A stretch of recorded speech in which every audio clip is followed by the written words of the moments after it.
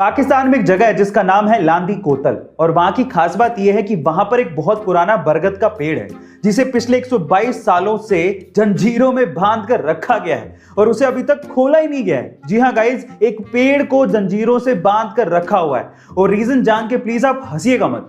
Actually हुआ कुछ यूं कि 1898 में वहां पर एक अंग्रेज अफसर था जिसका नाम था जेम्स स्क्विड। एक रात को जब वो पेड़ के आसपास घूम रहा था तो उसे लगा कि वो पेड़ उसकी तरफ बढ़ रहा है। उसे खतरा महसूस हुआ तो उसने अपने हवलदारों को उसे गिरफ्तार करने को कह दिया और तब से वो गिरफ्तार है। मजे की बात यह है कि उस रात को वो अंग्रेज अफसर पिया हुआ था। खैर, तब भी उसकी गिरफ्तारी आज तक चल रही है।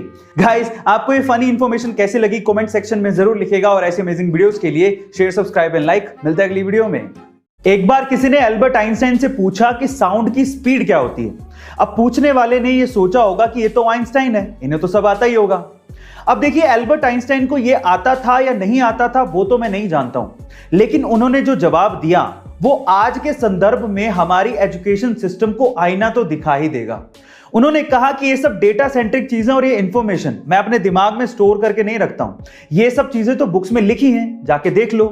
इनफैक्ट उसके बाद जो उन्होंने कहा वो आपको सुनना चाहिए। उन्होंने कहा कि हमारी एजुकेशन को भी ऐसा नहीं होना चाहिए जिसमें हमें चीजों को रटना सिखाया जाए, बल्कि हमारी एजुकेशन को ऐसा होना चाहिए जिसमें हम अपने दिमाग को ट्रेन कर सके कि सोचा कैसे जाता है। गाइस, आप आइंस्टाइन की इस बात से कितना इत्तेफाक रखते हैं कमेंट सेक्शन में जरूर लिखिएगा और ऐसे अमेजिंग वीडियोस के लिए शेयर, सब्सक्राइब एंड लाइक। मिलता है अगली वीडियो में।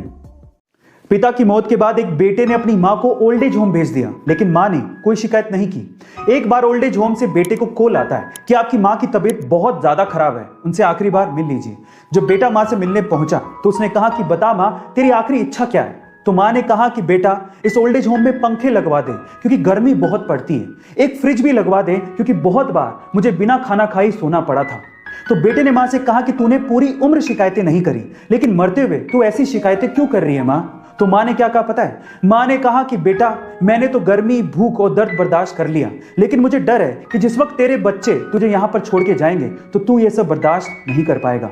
मां होती है, मरते दम तक वो अपने बच्चों के बारे में ही सोच रही होती है। तो क्या हमें हमारे माँ बाप के बारे में नहीं सोचना चाहिए? कमेंट सेक्शन में जरूर लिखिएगा और ऐसे अमेजिंग वीडियोस के लिए शेयर, सब्सक्राइब एंड लाइक। मिलते हैं अगली वीडियो में।